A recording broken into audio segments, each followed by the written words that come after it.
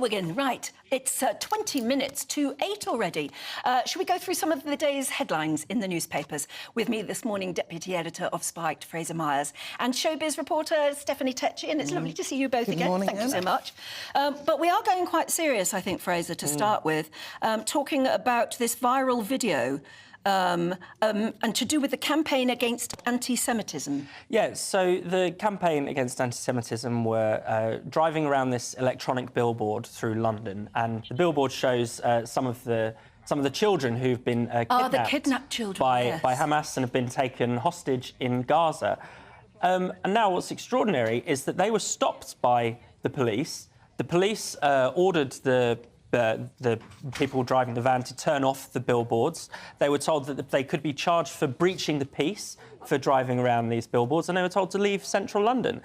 Now, this is the state we've got into with free speech in this country, where, you know, talking about the victims of a brutal anti-Semitic attack can land you in trouble with the police, can be seen as sort of stirring up potential violence. I mean, looking, as I've just been looking there doesn't look as though there's anything appallingly offensive or misrepresentative about it. Absolutely not. But I think in this sort of heightened climate of tensions, I mean, people may have seen other viral videos of people seeing these posters of kidnapped children, and people are tearing them down. I mean, this is the sort of level of hate that we're dealing with here. It's just a sad state of affairs. I think, you know, over what's happened with the past few weeks, people have been touched in so many different ways, and sometimes you feel a bit useless because you don't know how you can help. And I feel like that these people being police, just wanting to express their solidarity and to raise awareness, why should they be policed for it? They haven't done anything illegal. If anything, we're going to be seeing more of this over the next few weeks, whether it's pro-Palestine protests or pro-Israeli protests as well. I mean, if there had been anything on those posters there that had been offensive, or even slogans or something that was wrong, then I can understand it. You might at least understand the rationality of the police, even if you say, oh, well, actually, people should have a right to say offensive things in public as well. But you'd at least understand the rationality.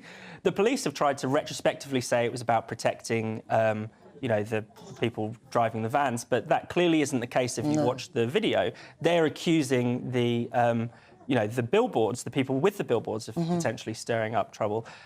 So yeah, we're in a deep problem with our police. This debate is spiralling out of control in the way that it's spilled out into the UK. And I think, you know, on the other side as well, it's absolutely wrong to crack down on pro-Palestine protests, pro-Palestine on Palestine flags and things like that. People have to be free to express themselves. I'm desperately upset at the way there has clearly been such hatred just waiting to be stirred up.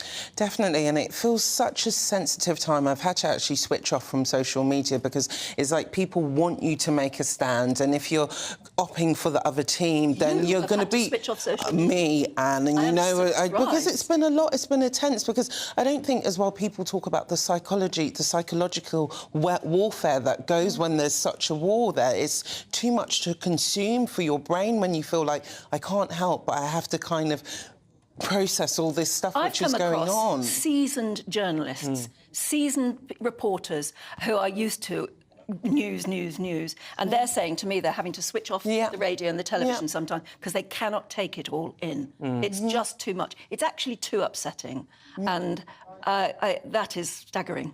Yeah, and because it has, you know, it is much more politicised, I suppose, in the way that, say, you know, Russia, Ukraine, it's easier for people to pick a side, whereas here, people feel that if they speak out in one way or the other, they could lose friends, lose, you know, upset people, and that's, so it impacts us at home in a way that perhaps past or more recent wars haven't.